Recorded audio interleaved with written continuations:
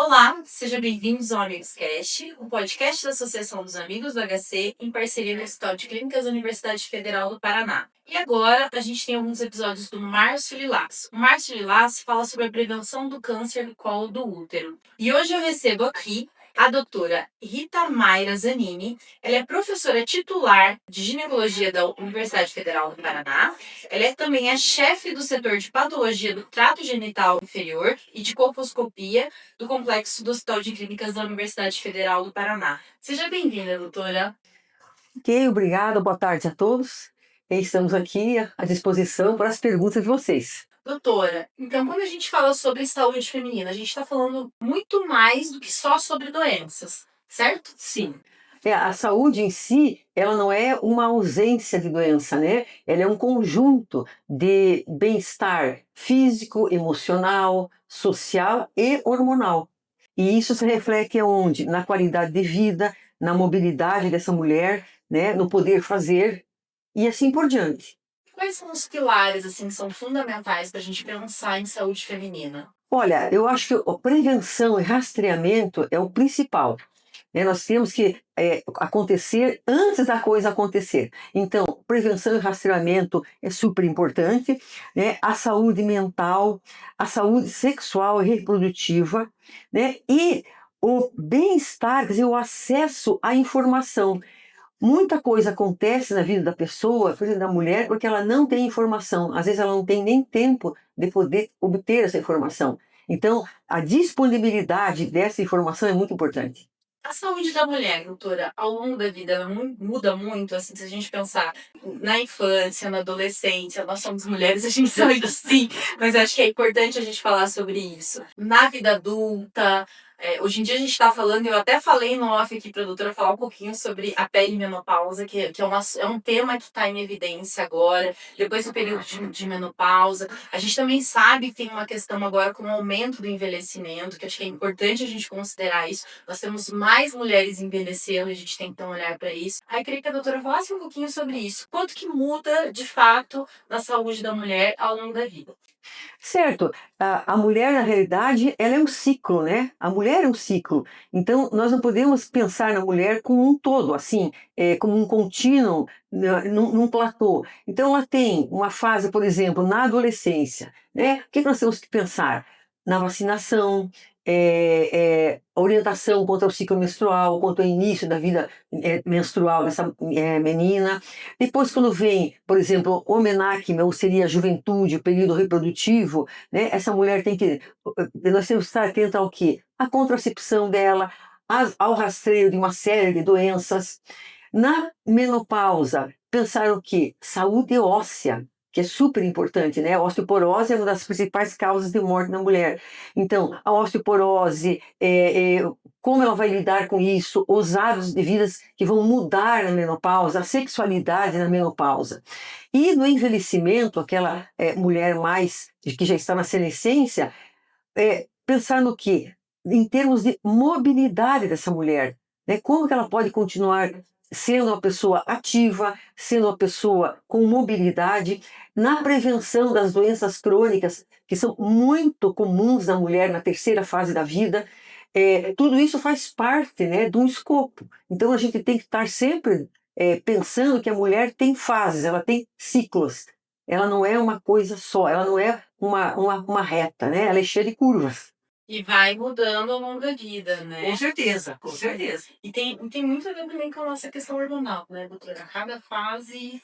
Toda vida, quando começa, né, a produção de hormônios, ali pelos 12, 13 anos, e vem a menarca, dali para diante, a fase inteira, ela obedece à curva hormonal dos hormônios ovarianos. Então a gente tem que ter sempre isso, o profissional de saúde, ter isso em mente, né? Que ela vai cuidar de uma mulher que está mudando de acordo com a vida. Tinha comentado com a doutora antes da gente começar a gravação. Eu tenho visto muita informação sobre o período de perimenopausa, que é um período que eu estou atravessando. E justamente isso, né? A gente vai tendo essa diferenciação, diminuição dos hormônios e vai tendo alguns sintomas em relação a isso. Queria que a doutora explicasse um pouquinho pra gente o que pode acontecer nessa fase. Se tem alguma coisa que dá para fazer também, para amenizar os sintomas. Sim, nós pensamos geralmente assim, quando se fala em menopausa, naquela mulher que ficou um ano sem menstruar e que realmente entrou em Isso. menopausa. E muitas vezes nós nos esquecemos desse período que antecede, que às vezes vai de 7 a 8 anos antes desse acontecimento da parada da menstruação, que seria o climatério, né? Então essas mulheres elas já vão apresentar uma série de modificações, modificações aonde? No comportamento, no humor, no sono, na qualidade do sono, né? Vamos observar, por exemplo, o ressecamento não só da pele, mas principalmente do epitélio vaginal, porque o epitélio vaginal ele obedece muito, muito prontamente ao nível de hormônio do ovário. Então, é uma das primeiras partes do corpo da mulher que vai sentir falta do hormônio ovariano é a vagina. Então, nós clínicos vemos, por exemplo, no exame ginecológico, que existe uma perda progressiva do preguiamento vaginal e com sensação de ressecamento, com dor para atividade sexual, né? Então, existe uma série de alterações sutis, muitas vezes sutis, né? Mas que fazem parte. Então, por isso que é importante a informação. Sim. Porque muitas mulheres nem sabem que isso faz parte, né? E assusta, muitas vezes Isso. assusta. E às vezes você não entende que aquilo é um período que você está passando, são mudanças e pode fazer outras associações também, né? Com certeza. Humor também, né? Nossa, principalmente.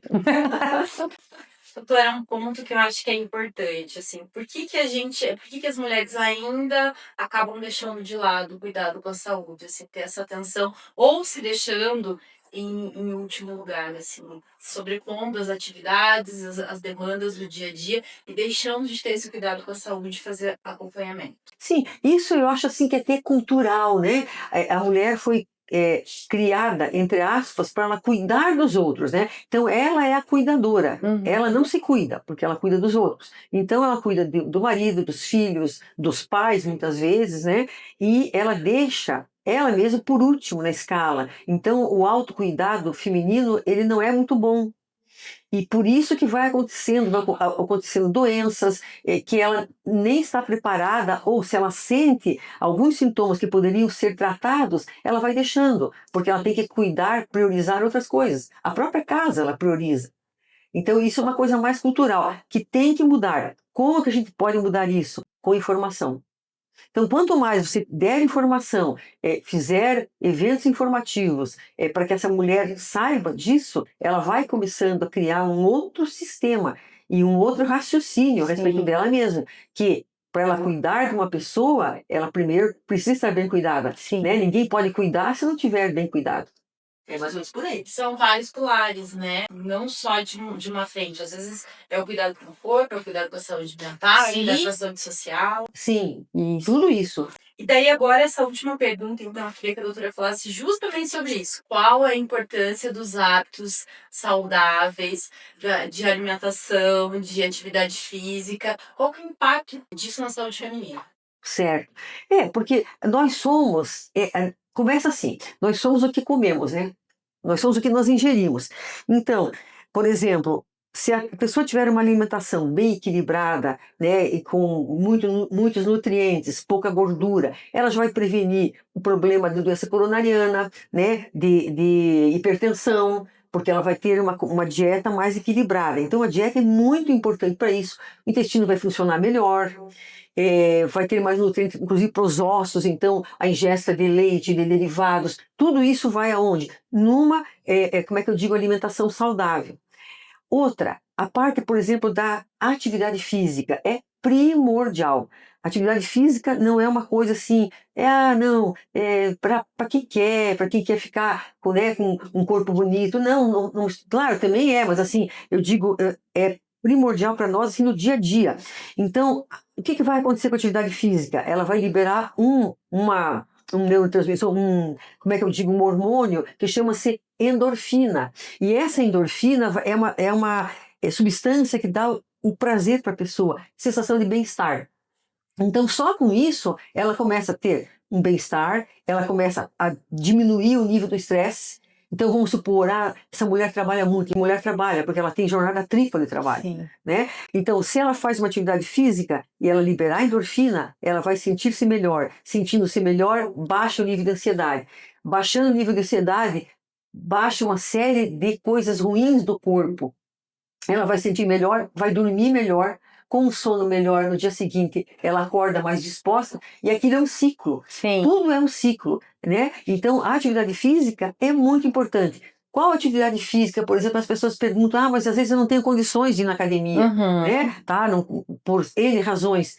O caminhar, né? O ser humano foi feito para caminhar. Então, caminhar é comprar um tênis. Pode ser um tênis bem simples, né? Mas que deixe, que faça com que aquela pessoa consiga caminhar com conforto. E ela vai Uhum. fazer uma caminhada, nem que seja em volta na quadra da casa onde ela mora. Começa andando 10 minutos, depois passa para 15, para 20 e assim vai. Então, atividades simples como caminhar, e é claro, se ela puder fazer outras, natação, academia mesmo, a musculação, muito importante. Até porque depois dos 40 anos começa a haver perda da massa muscular. E depois da menopausa, isso se acentua. A sarcopenia, que é a perda de massa muscular, ela se acentua muito. Então, tem que ter os músculos trabalhando para que eles possam ser estimulados e, inclusive, se regenerarem. Perfeito. Né? Manutenção da vida, então. Exatamente. E assim, hábitos assim que não são muito saudáveis, por exemplo, tabagismo ou mesmo o consumo de álcool, ele deve ser evitado ou moderado, né? Sim, perfeito, doutora.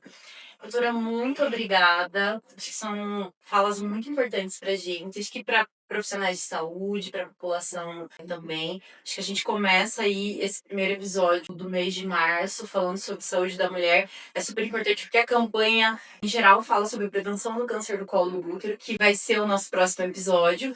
Mas para a gente pensar sobre a prevenção, inicialmente a gente tem que pensar no contexto feminino em geral. Com certeza. Prevenir, a gente tem que prevenir as doenças, né? Não remediá-las, né? Quando puder, prevenir. E a gente pode prevenir muita coisa. Basta a gente ter informação disso, né? E cuidar de nós mesmas e procurar, né, se ter uma alimentação saudável e nunca esquecer, né, da atividade física. Ela é primordial. Então, pessoal, se vocês gostaram desse conteúdo, vou pedir que vocês nos acompanhem nas redes sociais, que vocês curtem, que vocês compartilhem. E no nosso próximo episódio, a gente vai falar sobre a prevenção, sobre o diagnóstico do câncer do colo do útero. Até o nosso próximo episódio.